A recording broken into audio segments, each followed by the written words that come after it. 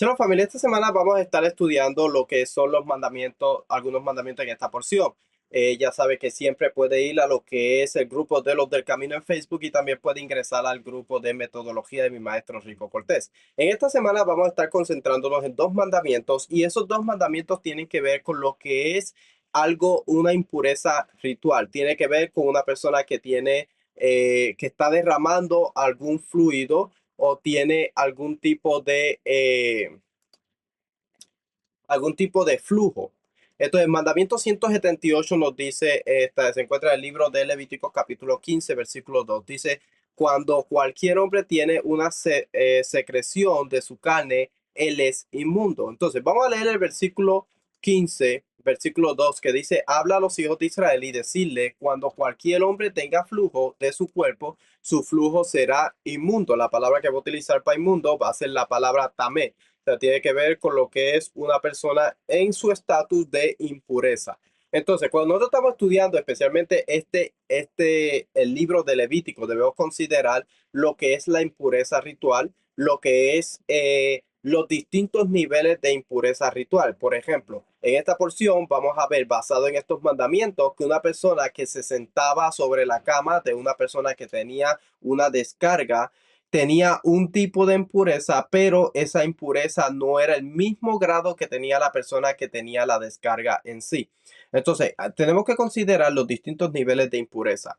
Segundo, debemos considerar que la mayoría de las impurezas tienen que ver con una conexión o están conectados con algo que tiene que ver con muerte. Por ejemplo, cuando estamos hablando de una persona que tiene una descarga, puede ser de sangre o puede ser un flujo de algún líquido, tiene que ver con algo que tiene que ver con muerte.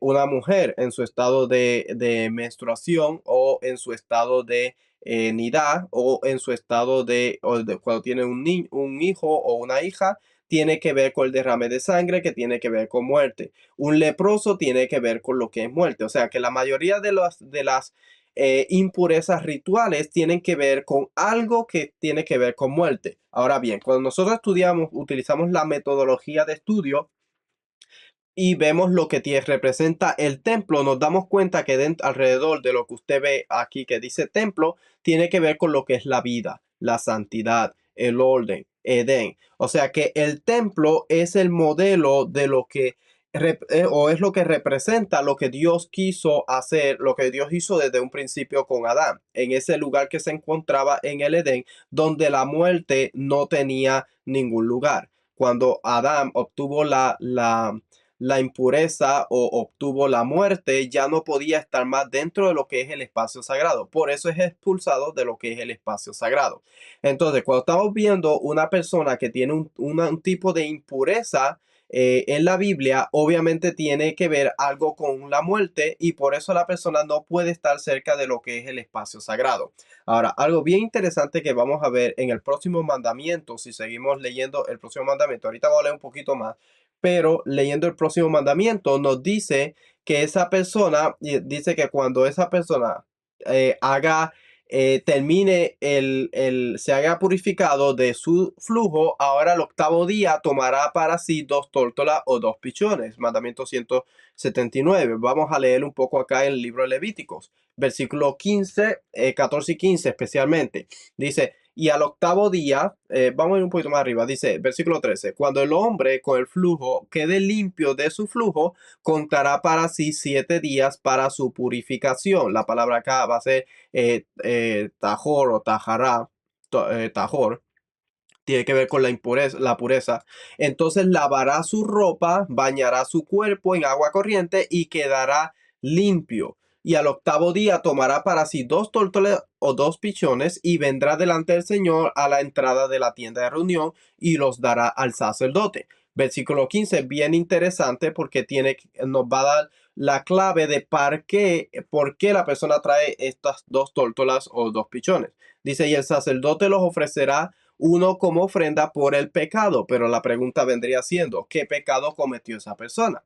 Ahí es donde nosotros empezamos entendiendo o empezamos viajando a través de lo que es la escalera educativa. Tenemos que entender ahora el contexto histórico, el contexto cultural y también tenemos que entender el contexto del templo y también la legalidad bíblica, porque ahora tenemos que considerar por qué esta persona trae una ofrenda por pecado, pero la persona no ha pecado en ningún momento dado. Cuando nosotros vemos el contexto del antiguo Medio Oriente, vamos a entender que ellos pensaban que todo lo que le pasaba a una persona y estaba con un tipo de enfermedad, lo que era un flujo o lo que era tzara o lepra, esa persona había sido atacada por un demonio. La Biblia hace un gran contraste en cuanto tiene que ver con las impurezas de una persona, que son cosas cotidianas que le podríamos llamar vida. Son parte de la vida de una persona. Una persona puede adquirir una enfermedad y puede tener un flujo o puede adquirir la lepra.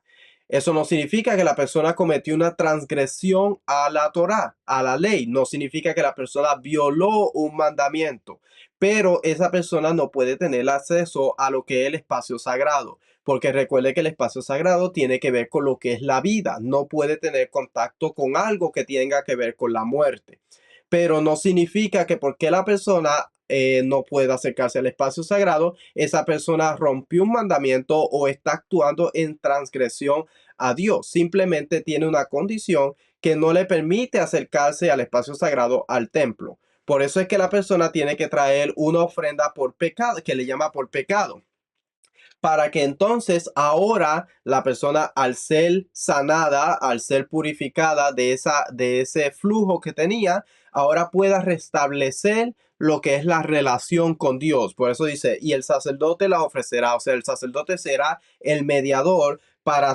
quitar a esa persona lo que es a través de ese ritual de transición de lo que es la vergüenza, ahora a restablecerlo nuevamente a lo que es honor y a lo que, y que tenga acceso ahora al espacio sagrado. Dice, y el sacerdote, que vendría siendo en este caso el mediador, los ofrecerá uno como ofrenda por el pecado, porque acuérdese que tuvo conexión con la muerte, o tuvo conexión con algo que tiene, que representa la muerte, y el otro como holocausto. Así el sacerdote hará expiación. La palabra utiliza caper, o que significa cubrir, o podría ser purificar, por él delante del Señor a causa de su flujo. O sea, no es porque la persona pecó, no es porque la persona transgredió un mandamiento, sino que es el flujo lo que ocasionó una ruptura entre lo que es esa persona y el espacio sagrado y Dios.